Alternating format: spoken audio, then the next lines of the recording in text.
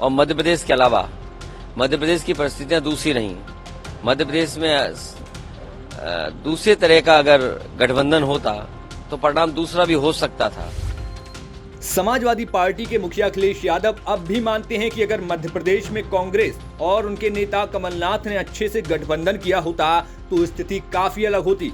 लेकिन फिलहाल विधानसभा की स्थिति ये है कि बीजेपी को 163 सीट तो कांग्रेस को 66 सीटें मिली हैं। लेकिन गठबंधन को लेकर बवाल काटने वाले अखिलेश यादव का खाता भी नहीं खुला।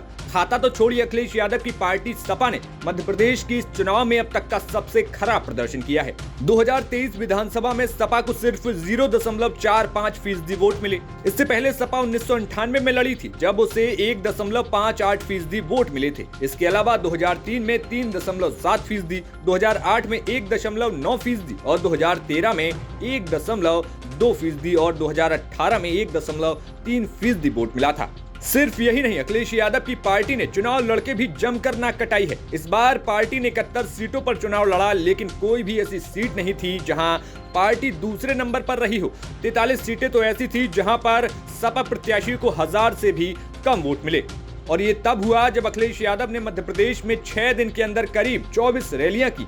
न सिर्फ वो खुद बल्कि उनकी पत्नी और मैनपुरी से सपा की सांसद डिंपल यादव भी प्रचार के लिए मैदान में उतरी। फिर सपा ने मध्य प्रदेश में अपनी भद्द पिटवा दी। लेकिन ऐसा नहीं है कि गठबंधन को लेकर जो बयान अखिलेश यादव ने दिया वो बिल्कुल ही गलत है। जैसा कि अखिलेश यादव शुरू में कमलनाथ और कांग्रेस से 4 से 5 सीटें मांग रहे थे। अगर वैसा होता तो शायद सपा इतनी सीट जीत जाती। ऐसा हम इसलिए कह रहे हैं क्योंकि मध्य प्रदेश की 4 विधानसभा में सपा भले खुद न जीती हो, लेकिन उसने कांग्रेस का बंटाधार कर दिया है। सबसे पहले बात कर लेते हैं निवाड़ी सीट की, जिसको लेकर अखिलेश यादव काफी उत्सुक थे। जहां पर सपा के नेता और पूर्व विधायक दीपनारायण यादव की पत्नी मीरा दीपक यादव को उम्मीदवार बनाया गया था। यहां अखिलेश यादव ने 3 रैलियां भी की थी। यहां पर बीजेपी प्रत्याशी अनिल जैन 17,000 वोटों से चुनाव जीते, जबकि तीसरे नंबर पर रही सपा को 32,000 से ज्यादा वोट मिले।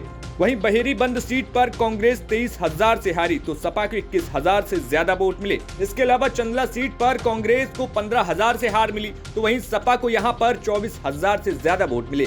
कुछ ऐसी ही स्थिति जतारा सीट की रही, जहां पर कांग्रेस 11,000 से हारी और सपा को 15,000 से ज्यादा वोट मिले। अब इन आंकड़ों को माने तो अखिलेश यादव और कांग्रेस का गठबंधन होता तो कम से कम 4 सीटें ही जीत सकते थे और शायद कुछ और सीट पर समाजवादी पार्टी जीत दर्ज कर सकती थी। फिलहाल अखिलेश यादव को इसका तो दुख है, लेकिन ये जरूर कह रहे हैं कि इंडिया गठबंधन 2024 में खेल पलट देगा।